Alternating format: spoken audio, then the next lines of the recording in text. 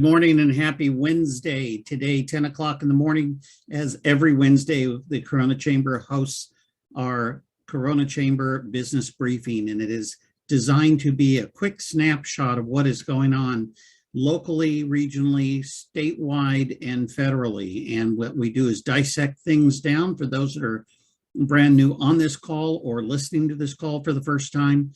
We do this every Wednesday, and if you want to plug in, it is free for you to do so. It is part of your membership benefits, and we encourage you to do so that you can engage and ask questions and be part of it.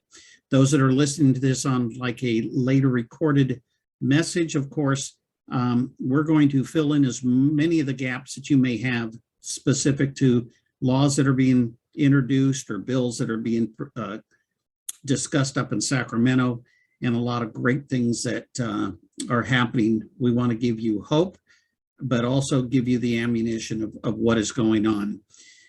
This is chaired by a volunteer that sits on my board of directors. He is a business owner here in town. He has his own insurance agency, but I also want to kind of share with all of you the background of Jeff Miller. Jeff was elected to our state assembly, served the state of California in a most amazing time frame because he was able to talk common sense to both sides of the aisles. It didn't matter whether people were educated in business or not, but he always was able to point out why this was a good thing for business. And for all of us on the call, we understand if a business thrives, they will hire more people. That means more jobs, more employment, more taxes being paid by individuals and businesses so that the agencies as government agencies can produce and function as well. Jeff has served, like I said, in the state assembly. Prior to that, he served on the local city council here in Corona, serving as mayor. A couple of times that rotates among the 5 elected city council members. And he's just been a tremendous asset for our chamber. He is on our board of directors. That is a volunteer position. All of our board members are volunteers. And I'm just very grateful that he is serving as our chair. So with that, I'm going to turn it over to him with the proper introduction. Please welcome the Honorable Jeff Miller. Thank you, Bobby. Can everybody hear me okay? You're coming over good. Good. Well, it's as Bobby mentioned, I'm the chair of the Legislative Affairs Committee. It's an honor to be able to do this for the chamber and provide some perspective that they may not have had in the past. As always, before we get into today's program, keep those folks in Ukraine lifted up in your thoughts and prayers. Hopefully we'll keep saying this every week. Hopefully we'll get an end to this, but there's some folks over there that need our prayers. So let's get right into it. Today's event is sponsored by the County of Riverside. Riverside's the 4th largest county in California. It covers more than 7,300 square miles and is home to 2.4 million residents, and has earned a reputation of one of the nation's best places to work or to start a business. In fact, 98% of businesses in Riverside County have fewer than 100 employees. Thank you, Riverside County, for sponsoring this meeting. As a reminder, there's a little chat button on the bottom of your screen. If you have any questions you want to ask, just chat in and type them in, and we'll get it answered for you. Now I'd like to introduce, actually before we get into Stephanie and her announcements, I would like to put our chair on the spot, Paul Bender, chair of the board of directors, the leader in charge, might have a few words for us. Good morning, everybody. Thank you, Jeff, for the opportunity to speak. Just wanted to, first of all, thank you for continuing to support our legislative efforts by joining this call. But also the best way you can also support us is, as you know, fighting the legislation, and even fighting for good legislation doesn't come free. And the way that we fund these efforts is by our major fundraisers during the year, the golf tournament, the women's conference, and our annual legislative gala. So I would ask you all, if you are able to support us, you don't have to do it necessarily with money, but your volunteerism is also welcome, and you're interested in getting involved in any of those events. We have the date set for them. We would love to get you involved. And it can be something as little as doing a table arrangement, or any skills or talents that you have, and put your creativity to work. We'd love to have your involvement. And those, the funds that we raise help us to continue to lobby on your behalf in Sacramento and in federal government. Thank you. Thank you, Paul Bender. And just to reiterate, if you'd like to be helpful to our committee and you enjoy these calls, please invite a friend or two. We'd love to have them on the call also. So with that, I'll just turn it over to Vice President of Communications, Stephanie Shapiro. Thank you so much, and good morning, everybody. Just wanted to share with you a couple of things we have coming up next Tuesday. So before our next call, we are actually hosting with the City of Corona a health and wellness seminar geared towards entrepreneurs, although everybody is welcome. We're going to just talk about, how to address things like sleep and your own personal satisfaction and taking care of yourself. So we have a video from one of our speakers that Anthony is going to play for you. My name is Marina Miller. I'm from M Health and Beauty. I will be at the Corona Chamber of Commerce on April 19th from 12 to 1, discussing health and wellness from the inside out, focusing on regenerative health, including our IV infusion that we're going to be incorporating into our clinic, as well as all the other fun stuff that we do here. I hope to see you guys there and can't wait to answer your questions. Have a great weekend. Thank you so much for sharing that, Anthony. A little bit later next week as well, we are hosting the Business State of the City Address with Corona Mayor Wes Speak. This is part of our Good Morning Corona program. I know many of you on this call are regular attendees for that event of the Chambers. So just a reminder that we do offer early pricing on that event that is good through this Friday. So if you're interested in attending, the link is getting dropped in the chat now, and we would love to see you there. Coming up in May, which seems like so long from now, but it's really just around the corner, is our annual Golf Classic. And this event is actually one of my absolute favorites. I personally have never golfed before, and it is such a great program. And you meet people across a variety of industries. They say, this is a day of fun, right? If you're out there golfing, it's a fun day. But they say that there's so much business that happens on the golf course, and I have seen it personally in action. We have opportunities to get involved in this, even if you're not a golfer, or especially if you're not a golfer. There's chances to exhibit. There are opportunities to donate an auction item so that the guests that are there, you get your business in front of them. And so we'd love to chat with you guys if any of you are interested in any particular ways to get involved or be part of the event. So later on that evening, we have a post-event banquet, a twilight celebration, and this is open to the public. So if you're not involved in the golf in any way, you can still be part of the twilight celebration. So we actually have a comedian and a magician that will be performing at this event, along with dinner, auction, awards, and of course the camaraderie. So we would love to see you all there. I know Tammy's going to mention a little bit more specifically about the twilight celebration, so I'd like to turn it over to her at this time. Thank you so much.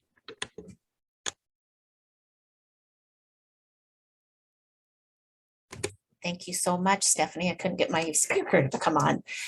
I am very excited that all of you are here, and we definitely would love to have you reach out to your friends and co-business workers and have them be on this call as well.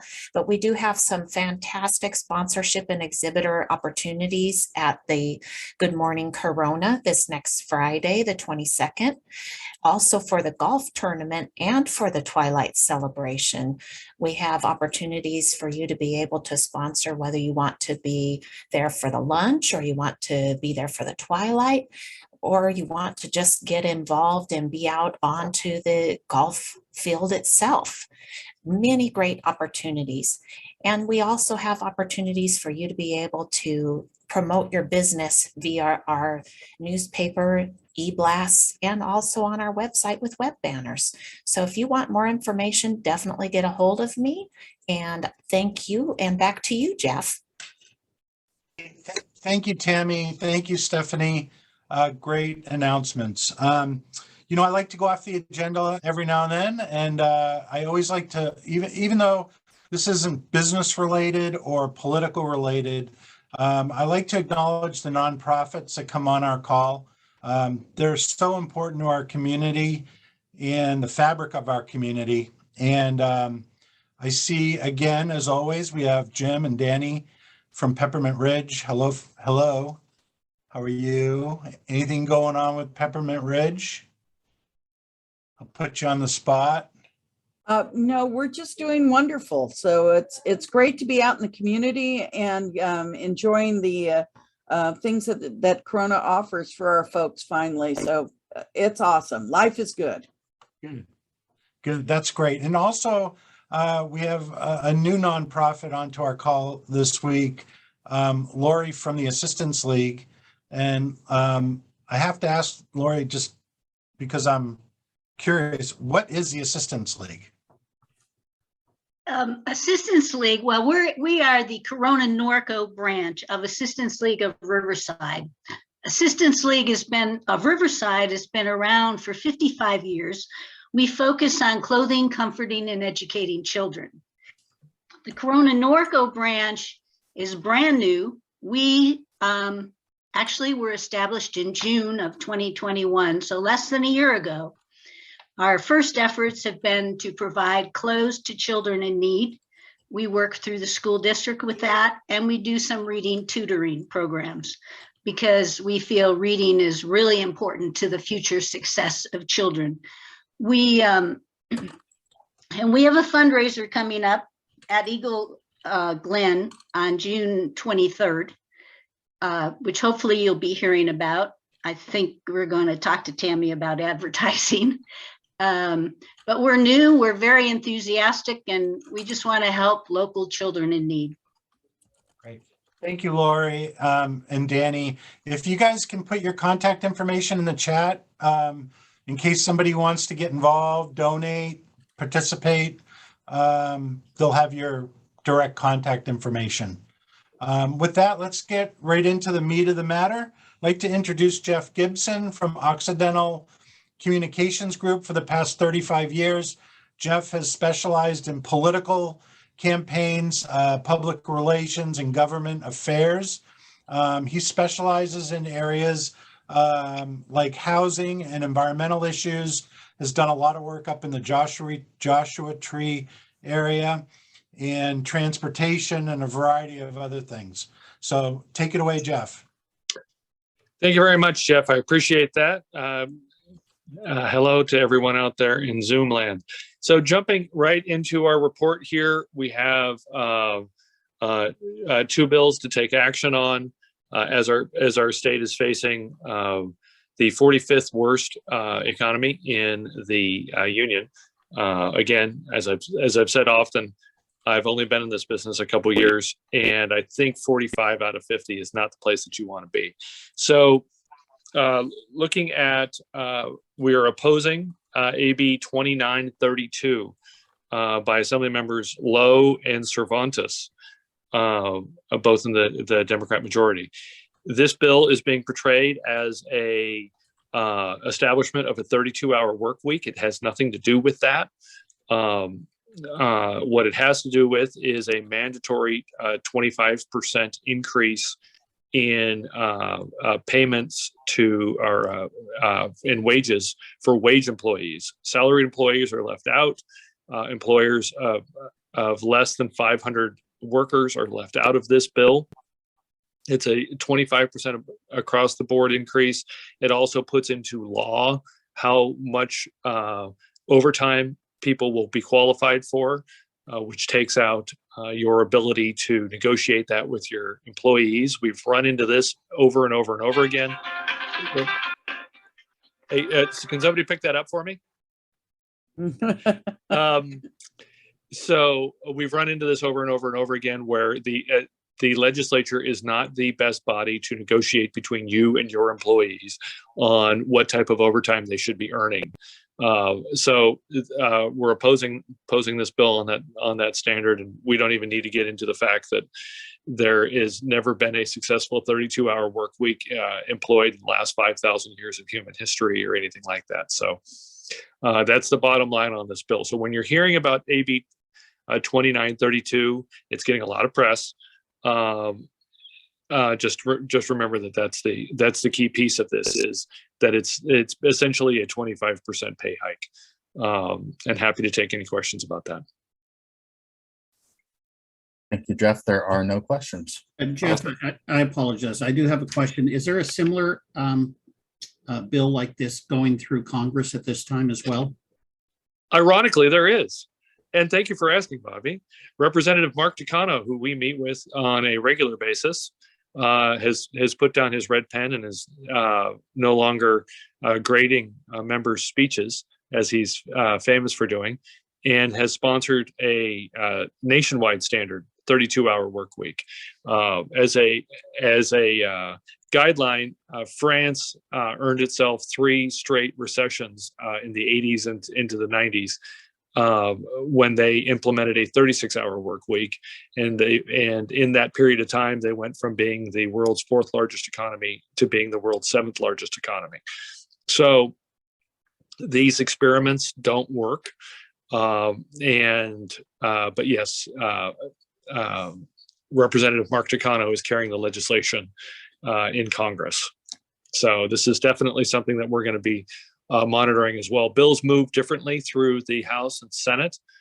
They don't move as linearly as they do in the Assembly, where you have specific deadlines and specific issues. So it's a little bit more difficult to track, but we are keeping track of that bill as well.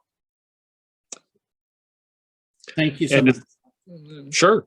And we regularly meet with Representative Takano when we are back in Washington, D.C., which it looks like we will be back in Washington, D.C. the second weekend in September. So we're working on that. So moving on to our second bill, AB 2798 by Assemblymember Fong, Vince Fong from Bakersfield.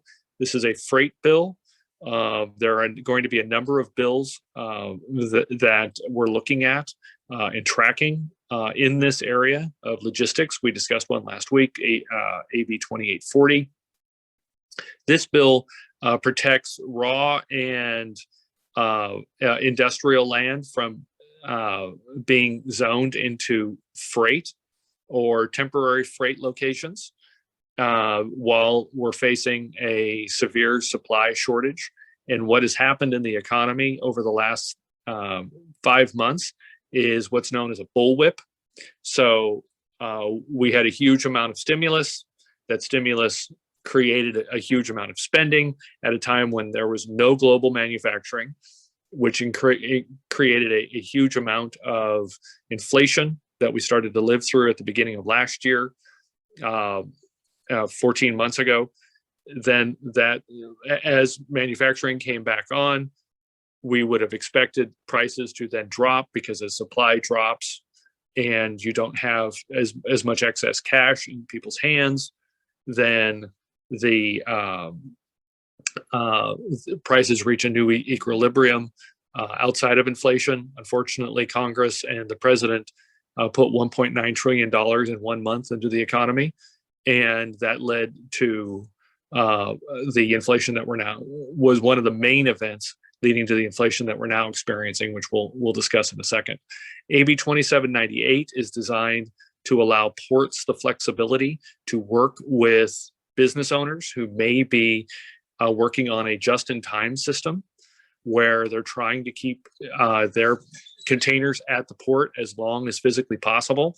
And this would allow them to create on their existing property, largely, new freight centers where they could keep their containers without having to go through a long planning process as if they were building a new facility.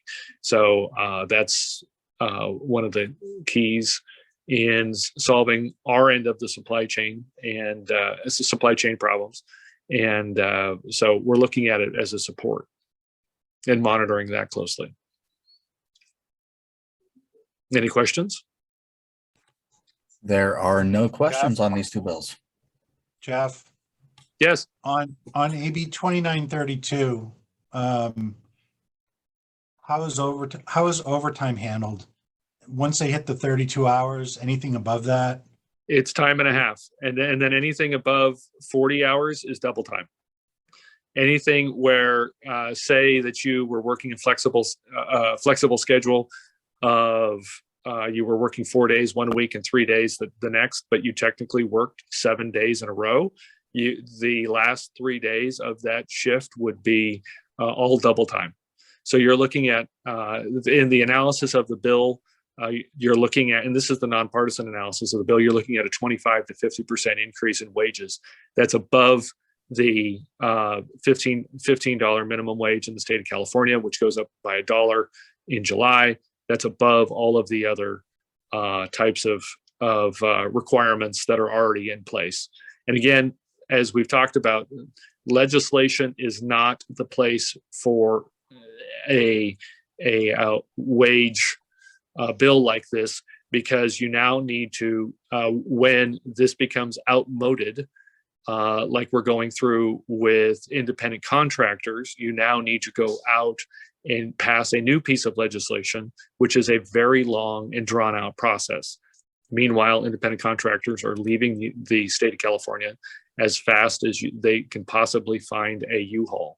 So this is the problem that you have when you start passing wage policy through legislation. Legislation is not designed for this type of thing. You already have an HR department. You already have these standards. So are there any industries or anybody carved out that you know of?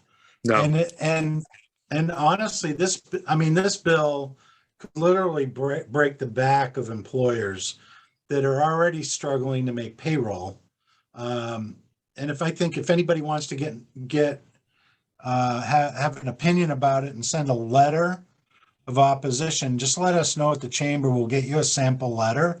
Actually, we can get a sample letter out to everybody on the call if you want to put on your letterhead and send it off to the legislature. We'll give you all that contact information. So no one's carved out, huh, Jeff? Nope. It's every employer every private employer over 500 people. So unions. Well, obviously there are unions. Yes, if you're a represented, if you are a represented group, then you are yeah. So technically, yes. I was thinking in terms of an industry carve out of, and for those that aren't familiar with it, there are very, very, very often specific industry groups will go in and cut a deal with the author or key members of the legislature so that magically all of someone's competitors fall underneath a piece of legislation, but you don't. And currently that's not the case. So the industry response on this has been to universally oppose it. And so that's the piece of this.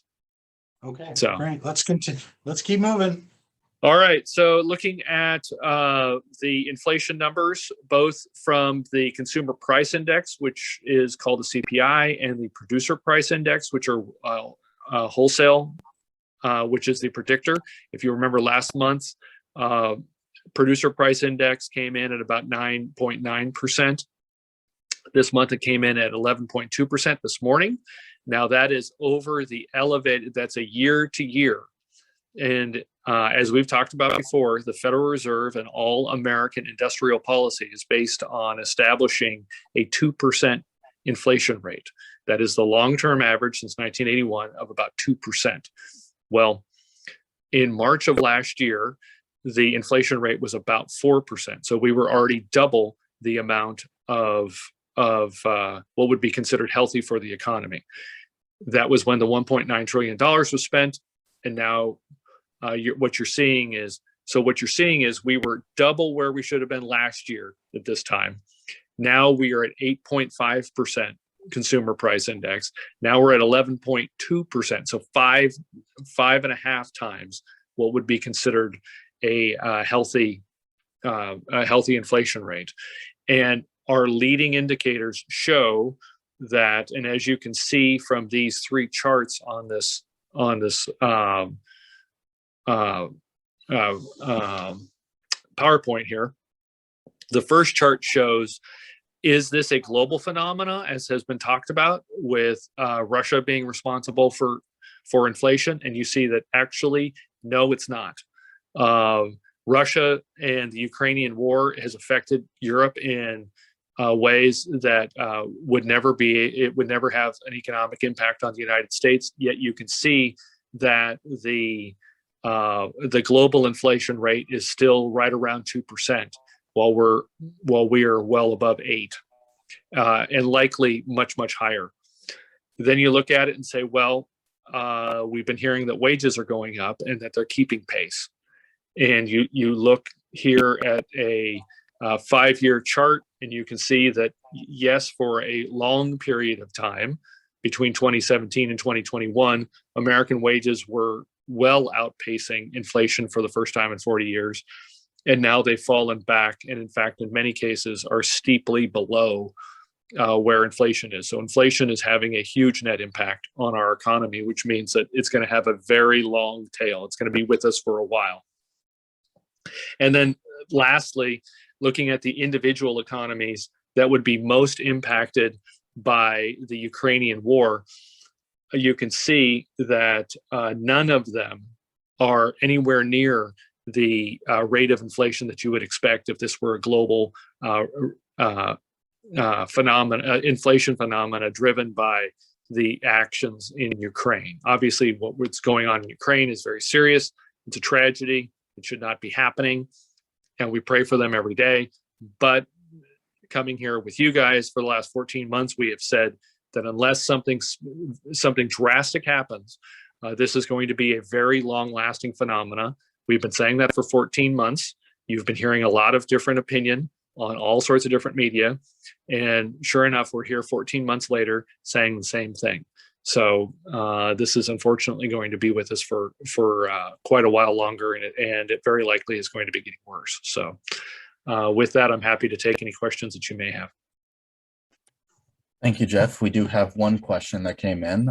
Is there information for gathering and sharing of statistics related to job openings, filled positions, and unemployment rates, or average entry level salaries for different industries? That we maintain, or that's just just available on the internet? The question was not specific, so. Okay, so sure. So from what we maintain, no. The information that we use to generate this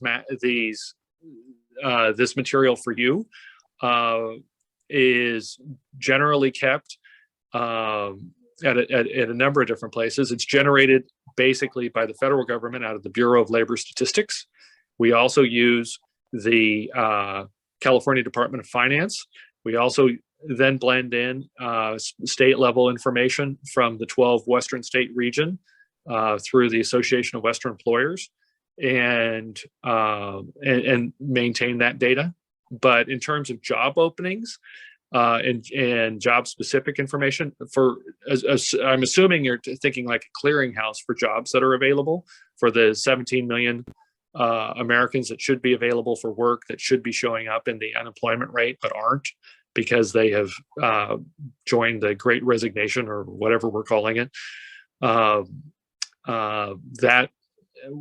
we don't. There isn't a clear singular spot other than commercial job services. Paul Binder may be able to speak to that more, but yeah. So that's basically what we do. Is we go directly to the source of information that is the most widely reported, and that's generally the Bureau of Labor Statistics out of the federal department, the National Department of Labor, or the State Department of Finance, and then work backward from, and then work out from there. Thank you, Jeff. And then another question is, if the unemployment rate is not a true number, how do we find out what the true situation is? So what you have to do, so there are a number of different measures of what unemployment is. There's six to seven basic measures. Up until 2009, the widest possible number was reported, and that was the toughest number to justify. The number that we now use, which for people that are very interested in this, it's called U3, counts only workers that classify themselves as being available for work, not whether they looked or anything else. And that number is showing basic full employment. Well, because that's the narrowest number. And if you haven't had a job in 120 days, you aren't considered unemployed anymore, even though you obviously qualify for unemployment insurance. And so you're dropping off those roles. That's part of what's known as the Great Resignation. The 17 million, the largely unprecedented number of people that fit within the guidelines of the labor, what would be considered the labor force, that are no longer participating in the labor market. It's about 17 to 22 million people. You look at that based upon the demographic number of people that are within certain ages, drop out the number of people that have any sort of disability or infirmity or other reason why they wouldn't be participating in the market, or were employed before March of 2020. Add that back in to the widest number, which is called U6 of unemployment. And that's where we come up with the estimate that even though we're running supposedly at full employment, and many employers are finding it very, very difficult to have people fill their positions, it's not because there aren't people available. It's those people are sitting on the sidelines, largely because, as study after study have shown, they're still receiving an unprecedented amount of unemployment insurance, which is allowing them to survive at home. And so that's a challenge that we're going to be facing for several months in the future. Thank you, Jeff. There are no further questions. All right. You stunned us again, Jeff. Thank you very much for your years of wisdom and information. With that, I would like to direct your attention to our state representatives. If you'd like to contact their office and write them a letter or give them a call, there's their contact information there. And we'll get a letter out. Anthony, we got to work on a sample opposition letter for 2932, and we'll email that out after the call, so folks can put it on their letterhead and send it off themselves. I'd like to thank a few folks that were on the call. Unfortunately, we lost a few, but Annette Dumont was on the call from Riverside County Office of Education. Dr. Tim Gramling was on the call, who's the Dean of the CBU Business School. Jason Scott, thank you very much, Jason, former mayor, former city council member in the city of Corona. Thank you for coming on. And from the fine city of Wildemar, Kimberly Davidson. Hi, Kimberly. Thanks for joining. And lastly, I'll just throw it over to Linda or Sam. Are there any updates from Corona Regional Medical Center that would be informative? Hey, good morning. It's Linda. Just want you to know that we're doing well. We had actually 5 days in a row without any COVID patients, so we're celebrating that. That's great news. Unfortunately, today we have one, but you know what? We're going to live with this, and we know we're going to continue to have some, but things are really positive. Fantastic. That's great news. All right, folks, I'll let you all get out, back out, make some money and do your work for your business. And we'll see you again next Wednesday for the next business briefing. Remember to invite a friend. Would like to have them join us. And our meeting is adjourned. Thank you very much. Thank you, Jeff. Thank you, everyone.